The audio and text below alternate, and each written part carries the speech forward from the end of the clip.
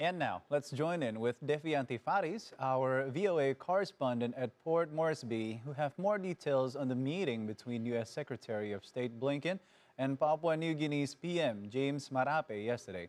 Hello, Defi. Thank you for joining us with us today.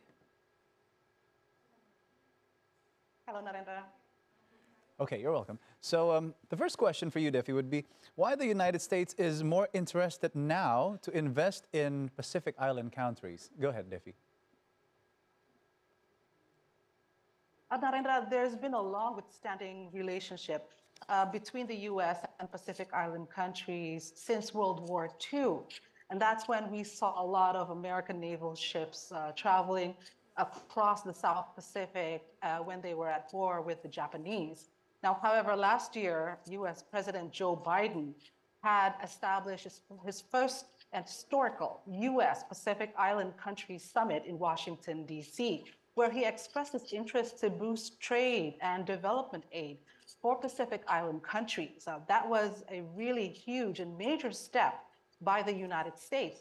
Now, the Pacific Island countries, which many tend to forget, occupies a vast territory. It's nearly 1/3 of the Earth's surface and is a major trade route. So it's important to have the collaboration of Pacific Island countries, especially to achieve maritime security.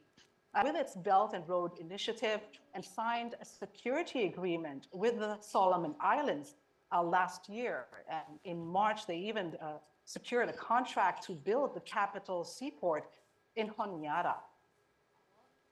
Narendra? Okay, so the keyword would be the interest from U.S. to Pacific Islands countries about the boosting trade and collaboration. That is good to know. Thank you for reporting about that, Defi. And up next would be, what is the United States' stance as China is trying to give more influence among Pacific Island countries? Defi?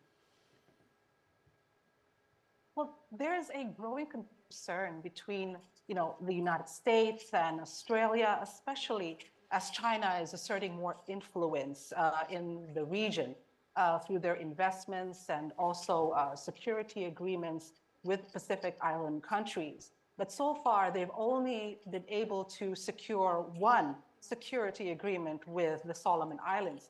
Now the U.S. is planning to provide over $8 billion to the Pacific Island region through programs on clean energy, education, climate change management, and economy. Now, they're even returning Peace Corps volunteers to the islands and have built embassies across the area, such as the Solomon Islands, Tonga, and discussions are even underway to build embassies in Kiribati and Vanuatu. Now, here in Port Moresby, Papua New Guinea, they've even built a new state-of-the-art embassy. This all indicates the seriousness of the United States to show that their growing presence and influence in the region. The seriousness and the influence Narendra? from the United States, yes, thank you so much for mentioning that. And the United States have been investing $8 billion for energies and education. Good to know. Now, lastly, Defi, what does the newly signed Defense Cooperation and Shipwriters Agreement between the United States mean for Papua New Guinea? Defi? The Defense Cooperation Agreement and the Shipwriters Agreement is a framework agreement which will allow U.S. military training with Papua New Guinea and also capacity building with Papua New Guinea Defense Force.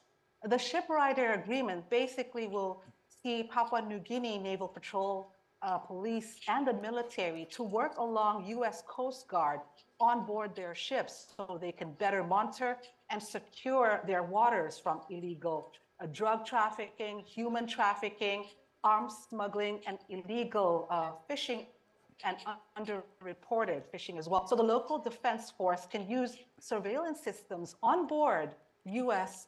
naval ships and coast guards to better monitor their maritime resources.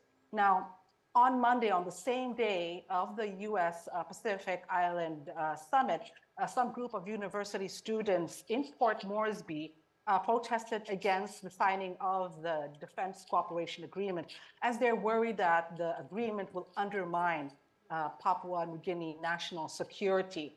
However, at a joint briefing on Monday with the security, the Secretary of State, Blinken, and Papua New Guinea Prime Minister said the defense agreement has been made with their national interests in mind, and they will plan to share that with the public as soon as possible. All right, thank you for reporting, Defi. So better monitor, better secure, and it's a Narendra. defense framework. So once again, thank you for reporting from Port Moresby, Papua New Guinea. Have a great day today, Defi. Thank you so much.